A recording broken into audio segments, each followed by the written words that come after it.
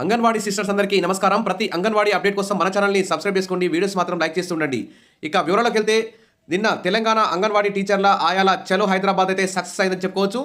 Assembly సమావేశాల్లోనే వేతనాల పెంపు ప్రకటించాలి, 24 రోజుల సమ్మెకాలం బకాయిలు చెల్లించాలి. Telangana anganwadi teachers and helpers union రాష్ట్ర అధ్యక్ష ప్రధాన కార్యదర్శులు సునీత, జయలక్ష్మి ఇందిరా పార్క్ ధర్నా చౌక్లో అంగన్వాడీల భారీ ధర్నా.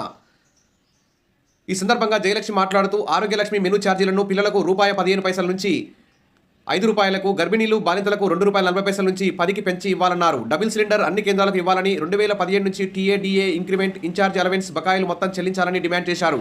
అంగన్వాడీలకు నష్టం కలిగించే విధానాలను ప్రభుత్వం వేగంగా అమలు చేస్తుందని ఆవేదన వ్యక్తం చేశారు. రాష్ట్ర ప్రభుత్వం తన తీరు మార్చుకోకపోతే తీవ్ర స్థాయిలో ఉద్యమిస్తామని చెప్తున్నారు. అంగన్వాడీ ఉద్యోగులకు ప్రభుత్వం సంక్షేమ పథకాలు అమలు చేయాలన్నారు. ఎండాకాలంలో ప్రభుత్వ పాఠశాలలతో సమానంగా అంగన్వాడీ కేంద్రాలకు సెలవులు నిర్ణయించి ప్రతి నెల 5వ తేదీలోపు జీతాలు చెల్లించాలని కోరారు. 2వ పీఆర్సీ ప్రకారం 5% ఐఆర్ వర్తింపజేస్తూ పే స్కేల్, కనీస వేతనాలు నిర్ణయించాలన్నారు.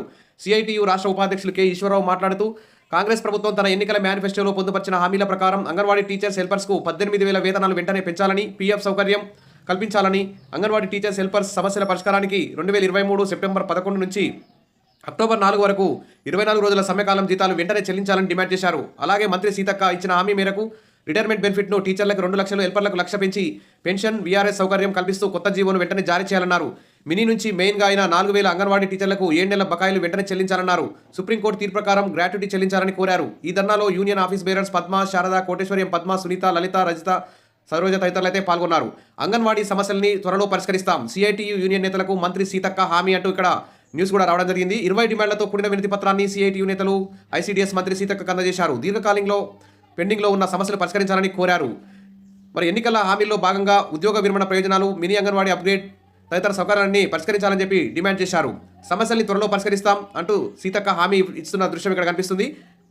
జీతాలు 18,000కు పెంచాలి, anganwadi teachers unions demand. Indira park వద్ద భారీ ఎత్తున హాజరైన ధర్నా. ఈ విధంగా అంగన్వాడీ టీచర్లు, హెల్పర్ల ధర్నా, యూనియన్ నాయకులతో మంత్రి సీతక్క చర్చలు అంటూ వివిధ న్యూస్ పేపర్లలో హైలైట్ కావడం జరిగింది. మొత్తానికైతే అంగన్వాడీ టీచర్ల ఆయాల జీతాలు పెంచాల్సినటువంటి బాధ్యత ప్రభుత్వం మీద ఉంది. వారి గొంతెమ్మ కోరికలు కావు, న్యాయమైన డిమాండ్లు. ఎందుకంటే ఎన్నికల హామీల్లోనే మరి ప్రభుత్వం 18,000 వేతనం పెంచుతామని చెప్పారు. తర్వాత ప్రభుత్వ ఉద్యోగుల మాదిరిగా పీఆర్సీలు, డిఏలు, ఐఆర్ పెంచడం వల్ల వీరికి కూడా ఎంతో కొంత శాతం పెంచుతామని గత ప్రభుత్వం ఒప్పుకుంది. ఆ దిశగా మరి అంగన్వాడీ టీచర్ల ఆయాలకు జీతాల పెంపుకు ప్రభుత్వాలు కృషి చేస్తాయని చెప్పి ఆశిద్దాం.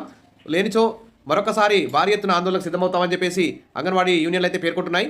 కాబట్టి సంక్రాంతి కానుకగా అంగన్వాడీ టీచర్లకి, ఆయాలకి ప్రభుత్వం గుడ్ న్యూస్ చెప్తుందని చెప్పి ఆశిద్దాం. Wish all the best. మరిన్ని అప్డేట్స్ కోసం మన ఛానల్ని సబ్స్క్రైబ్ చేసుకోండి, వీడియోస్ లైక్ చేస్తుండండి, మీ ఫ్రెండ్స్ షేర్ చేయండి. Thank you.